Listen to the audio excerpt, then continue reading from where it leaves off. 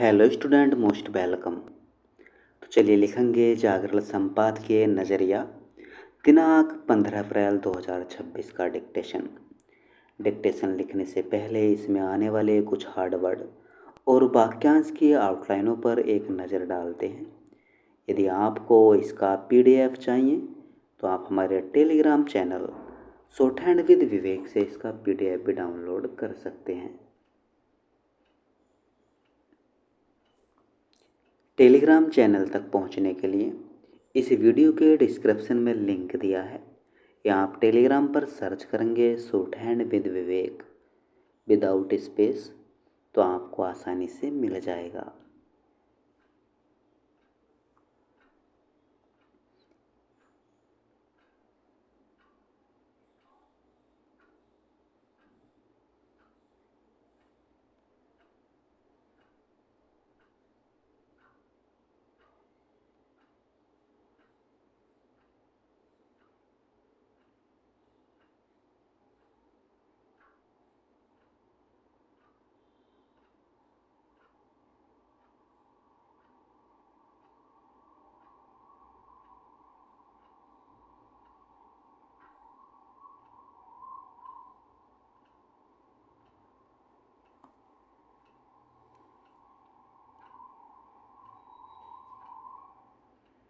चलिए लिखेंगे इसका डिक्टेशन की स्पीड लगभग 80 शब्द पर मिनट होगी।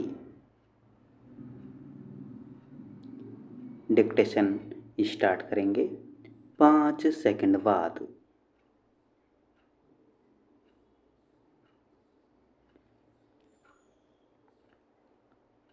कल्याणकारी राज्य की भूमिका में जनगणना की भूमिका बड़ी महत्वपूर्ण मानी गई है।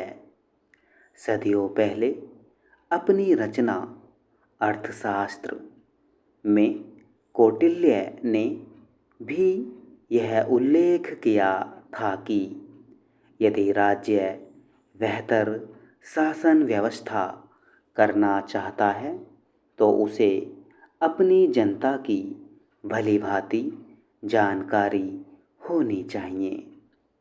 कौटिल्य का मानना था कि जो राज्य अपने लोगों की गणना नहीं करता वह अंधकार में शासन करता है।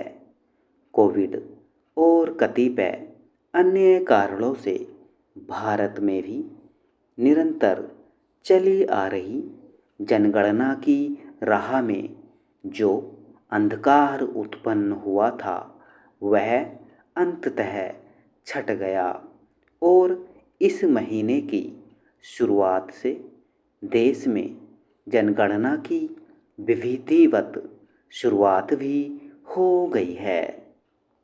चूँकि भारत विश्व का सर्वाधिक जनसंख्या वाला देश है, इसलिए गणना की यह प्रक्रिया भी उसी अनुपात में बहुत विस्तारित रहने वाली है।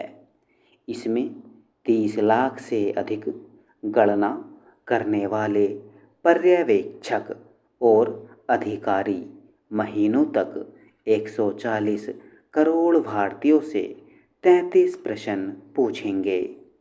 देश के 7,000 से अधिक शहरों और 6 लाख से अधिक गांवों में चलने वाली यह विश्व की सबसे बड़ी प्रशासनिक कवायद होने जा रही है। इस जनगणना की एक विशेषता यह भी है कि यह पूरी तरह डिजिटल रूप में की जाएगी। सभी भारतीय नागरिक 16 भाषाओं में उपलब्ध एक पोर्टल के माध्यम से स्वयं गणना कर सकते हैं। इसके शुभंकर का नाम प्रगति और विकास रखा गया है। इसके प्रतीकात्मक अर्थ से लेकर इससे जुड़ी आकांक्षाएं भी एकदम स्पष्ट हैं। भारत में जनगणना से जुड़ी परंपरा की जड़ें स्वतंत्रता प्राप्ति के पहले से जुड़ी हुई हैं। इसका पहला आधुनिक प्रयास ब्रिटिश शासन के दौरान 1865 और 1872 के बीच किया गया। हालांकि तब ऐसी कवायद एक साथ नहीं की गई थी और सभी प्रांतों के बीच इसे लेकर समन्वय का भी अभाव था। वर्ष 1881 में जाकर ही पहली बार अविभाजित भारत में एक साथ जनगणना हो पाई थी। स्वतंत्रता प्राप्ति के बाद पहली बार 1951 में जनगणना हुई और उसके बाद से इक्का दुक्का अपवादों के साथ यह क्रम अनवरत रूप से जारी रहा। समय के साथ जनगणना के प्रश्नों का स्वरूप भी बदलता गया। 1872 की अनुसूची में मात्र 17 प्रश्न थे, जिनमें कौन कहाँ रहता है से अधिक कुछ दर्ज नहीं किया गया था। वहीं 1901 की जनगणना में अंग्रेजी में दक्षता के बारे में पूछा गया, जो औपनिवेशिक दौर की एक विशेष प्राथमिकता थी। हालांकि 2011 तक के अपने पड़ाव में जनगणना ने प्रवासन का इतिहास, प्रजनन रुझान, कामकाज से जुड़ी आदतें और दिव्यांगता से जुड़े विस्तृत आंकड़ों को समाहित करना आरंभ किया। ऐसे में यह कहना उचित ही होगा कि जनगणना राज्य के समक्ष उभरते पहलुओं का प्रतिबिंब ही होती है। देश में 2021 की जनगणना नहीं हो पाई।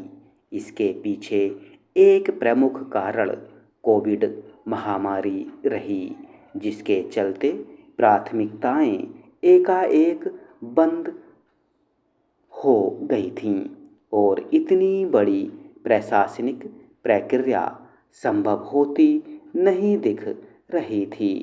फिर भी कुछ सवाल तो उठते ही हैं कि कोविड से निपटने में 2022 तक स्थितियां काफ़ी हद तक सामान्य हो गई थीं और 2023 से लेकर 2024 तक जनगणना की प्रक्रिया को सिरे चढ़ाने के लिए गुंजाइश भी थी, लेकिन उस मोर्चे पर अपेक्षित प्रयास नहीं किए गए।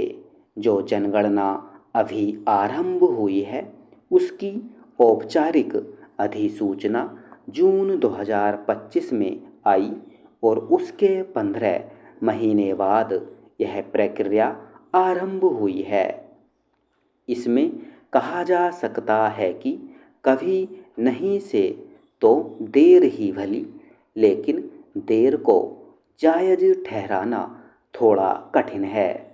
भारत में पिछले 1.5 दशक के दौरान शासन का ढर्रा 2011 में हुई जनगणना के आधार पर ही चलता रहा, जबकि इस दौरान परिदृश्य बहुत व्यापक रूप से बदलने वाला रहा। वैसे भी 15 साल का समय कोई कम नहीं होता। इस अवधि में करोड़ों भारतीयों ने अपने मूल स्थानों से पलायन किया, व्यवसाय बदले, वे गांव छोड़कर शहरी बन गए हैं। जबकि नीति नियोजन में न केवल ग्रामीण शहरी क्षेत्रों के वर्गीकरण को लेकर स्पष्टता का अभाव बना हुआ है, बल्कि उनका आधार भी 2011 की जनगणना के आंकड़े बने हुए हैं। कल्याणकारी योजनाओं और सार्वजनिक व्यय के लिए यह पुराना परिदृश्य उचित नहीं। इसके व्यावहारिक परिणाम भी केवल कोरी कल्पना या सैद्धांतिक मात्र नहीं है। शोधकर्ताओं से लेकर और नीति निर्माता, उपभोग व्यय से लेकर श्रम बल, भागीदारी या सामाजिक परिस्थितियों का आकलन करने के लिए जनगणना को ही अपना आधार बनाते हैं। जब ऐसी सूची ही 15 साल पुरानी हो तो उस आधार पर आकार लेने वाली तस्वीर वास्तविक नहीं बन पाएगी। इस तरह छोटी छोटी विसंगतियाँ जमा होकर बड़ी विकराल स्थिति निर्मित कर देती हैं। जनगणना 2027 में जनसांख्यिकी से अधिक भी बहुत कुछ दांव पर लगा है। ऐसा ही एक पहलू है संसदीय एवं विधानसभा क्षेत्रों का परिसीमन, जिसमें नई जनगणना के आंकड़े बहुत निर्णायक साबित होंगे। भारत का राजनीतिक मानचित्र अभी भी पुराने परिदृश्य पर ही आधारित है, जो बदलते हुए देश की आकांक्षाओं को आदर्श रूप में अभिव्यक्त नहीं करता। नई जनगणना इसमें सुधार का अवसर उपलब्ध कराएगी। इसमें 1931 के बाद पहली बार जातियों की जनगणना भी की जा रही है। यह मुद्दा काफ़ी विवादास्पद है। इसके पक्ष में दलील देने वाले कहते हैं कि जातियों की गणना के बिना कल्याणकारी योजनाओं का खाका सही ढंग से नहीं बनाया जा सकता, जबकि इसके विरोधी कहते हैं कि इससे विभाजन की वे रेखाएं और गहरा सकती हैं जिन्हें संविधान ने धुंधला करते हुए समाप्त करने का प्रयास किया। दोनों ही दलीलों में कुछ न कुछ दम है। जनगणना में देरी की एक वजह जातिगत जनगणना को लेकर दुविधा भी गिनाई जा सकती है कि इस राह पर आगे बढ़ा जाए या नहीं। इस संदर्भ में याद रखना होगा कि जो समाज अपनी समस्याओं को मापता नहीं, वह उनका समाधान भी नहीं कर सकता। यह सही है कि जनगणना में देरी ने नीति निर्माण के लिए आधार के स्तर पर जो निर्वात की स्थिति बना रखी थी, वह एकाएक दूर होने से रही, लेकिन यह देश को वह आईना दिखाने में अवश्य सफल होगी जो आगे की राह पर बढ़ने के लिए आवश्यक है। स्टॉप।